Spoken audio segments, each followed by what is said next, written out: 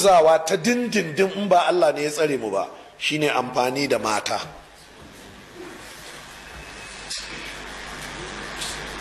Amfani da mata ko ina, a fagen siyasa, a fagen ilimi, a fagen talla, kasuwanci, a fagen ko ina amfani da mata. Ka dubi 'yan draman nan yanzu yadda ake yaudarar su. Shekarun baya suna cewa wayar da mutane kai suke yi, yanzu su da kansu sun tabbatar da su kansu 'yan iska ne, don ba wadda za ta zo ta ce ta zo wayar da kai, saboda irin iskancin da suke yi. Bayan shekaru kuma fa sai a jefar da ita gefe guda, saboda ta tsufa, don ba ita ce 'yar autan mata ba, wata ta taso yanzu kuma ita ce ake yaudara. Ina daraktan fim, ina producer, da kin yi sallama sai a ce a ki shigo mana ke, a'a ya za ki sai kin yi sallama nan ki shigo mana. Yanzu bayan shekara 8 an gama da ke, shikenan wasu sun taso sai zo da Allah hajiya kin matsa mana muna cikin aiki. A Alhaji baka gane ni ba, ni ce wancan fa. Ice to kina ganin ana aiki, kin san aikin nan ba baki sani ba, ki fita ki jira a can, muna zuwa da Allah. Da Allah yi wa yaran nan magana su shigo. Haka yake faruwa. A lokacin za ta ce za ta yi nadama, a lokacin za ta yi nadama. Wata ta zo wurina shekaru 10 da suka wuce, su ake yaudara da can ana drama da su, saboda zafin kai. Tun da take ba ta taba auren musulmi ba, saboda lokacin suna ziga ta kanta ya waye, ta aure ta auri kirista, suka bata ya kwashe 'ya'yan ya zuba su cikin addinin Christianity, ya mai da su suka zama devoted Christians, suka dukufa a cikin addinin Christianity. Bahaushe ya ce put bakanwa. Ta sake auren wani shi ma kirista, saboda lokacin ita tana nuna kanta ya waye, ita ba magana bambancin addini, ita kanta ya waye, ba magana bambancin kabila, ita ba abin da ya dame ta. Nan ma ta sake zuba ma waɗannan 'ya'ya. Shine ta zo tana damuwa, yanzu wai ta yi nadama. Yanzu ita a rayuwarta ba ta taɓa auren musulmi ba, a rayuwarta ba ta taɓa haihuwar musulmi ba, kenan wace irin rayuwa ta samu kanta. Yanzu kuma ba musulmin da zai aure ta.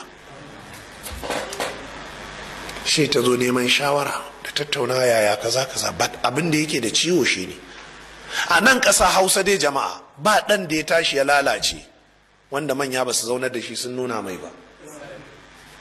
A nan ƙasa Hausa duk wanda kuka gan shi ya lalace, to an samu dattawa ko malamai ko iyaye sun zaunar da shi sun nuna mai.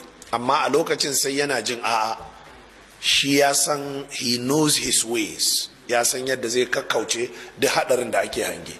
Rayuwa kamar kwaro ne jama'a da yake akan kwarya, da ya ga ka gan shi sai dauka da gudu sai nan gefen kwaryar, da ka juya tafa. Haka rayuwa take maka. So da aka matasa, in aka ce kar ku yi kaza, ku tsaya ku duba ku gani, waye ce kar ka yi? Mahaifinka ne, mahaifiyarka ce, malaminka, dattawan gari, duk kare nasu. To ya za a yi da kai? Sai a barka, shikenan. Ku je ku gani 'yan drama nawa ne suka yi aure, suka iya zaman aure, tun daga na kudanci har na arewaci. Guda nawa ne suka yi aure, suka iya zaman aure. Duk wadda ka ganta ka aure ta saboda kaga ta yi wata kisisi na, ta yi wani ado, ta yi wani kaza, in ta zo gidanka irin wannan za ta shirya ma, bayan lokaci ta tarwatsa gidan naka, shikenan ya bugo ta, shikenan. Wata sai ta ce ai dai ta ma taɓa yin auren, shikenan, wasu ma ba su taɓa yi ba. In ta koma director ko producer na fim ɗin, ba ruwan shi da ita, saboda yanzu in an sa ta a fim ma, fim ɗin zai ɓaci. Sai dai a ce hajiya za ki yadda a sa miki farin gashi saboda ki fito a mama.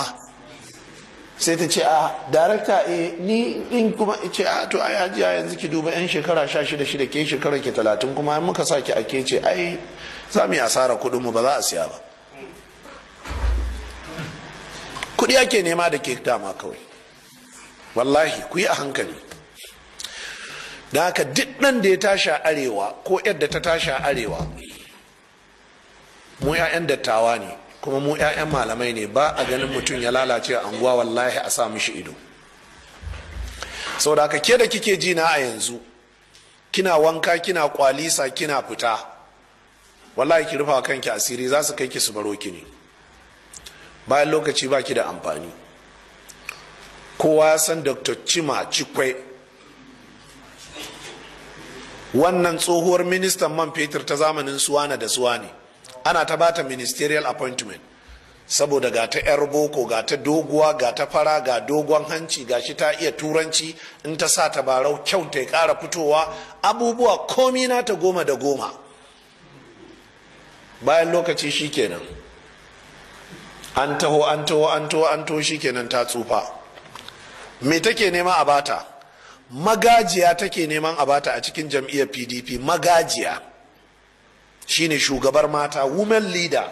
Aka ce a ina, saboda yanzu hanci ya karkace, majina tana zuba, zani take daura, an ta daura sai duwawun ya sukuce ya yi balance, ba abin da ake so a jikinta. shikenan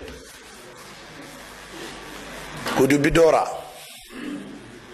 okunyale, an yi amfani da ita, an biya bukata kaza, ta rasa me za ta yi, takarar ma za ta yi ko women leader din, lecturing za ta koma ko yaya, duk abin da za ta yi sun rikita ta haka.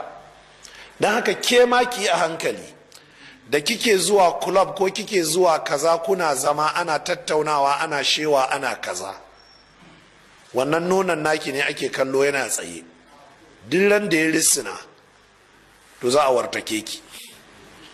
wannan kazan naki ne. Daga lokacin da duk waɗannan abubuwan suka saki, to wasu sun taso